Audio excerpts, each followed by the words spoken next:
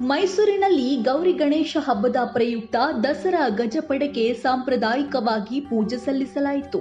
ಆನೆಗಳಿಗೆ ಪೂಜೆ ಸಲ್ಲಿಸುವಾಗ ವರುಣರಾಯನ ಆಗಮನವಾಯಿತು.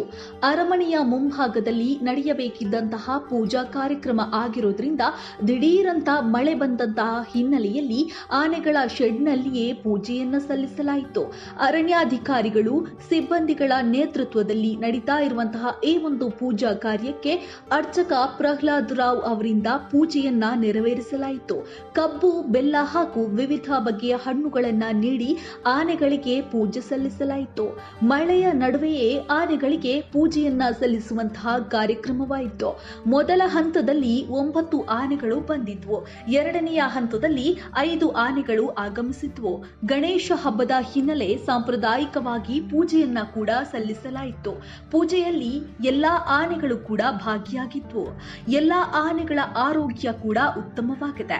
ಅರ್ಜುನ ಆನೆ ನಿಶಾನೆ ಆನೆಯಾಗಿ ದಸರಾದಲ್ಲಿ ಭಾಗಿಯಾಗ್ತಾ ಇದ್ದು, ಈಗ ಆತನಿಲ್ಲದ ಕಾರಣ ನಿಶಾನೆ ಆನೆ ನೇಮಕ ಮಾಡುವಂತಹ ಅವಶ್ಯಕತೆ ಇದೆ. ಯಾವ ಆನೆಯನ್ನ ನಿಶಾನೆ ಆನೆಯಾಗಿ ನೇಮಿಸುವ ತೀರ್ಮಾನ ಸದ್ಯದಲ್ಲೇ ತೆಗೆದುಕೊಳ್ಳುತ್ತೇವೆ.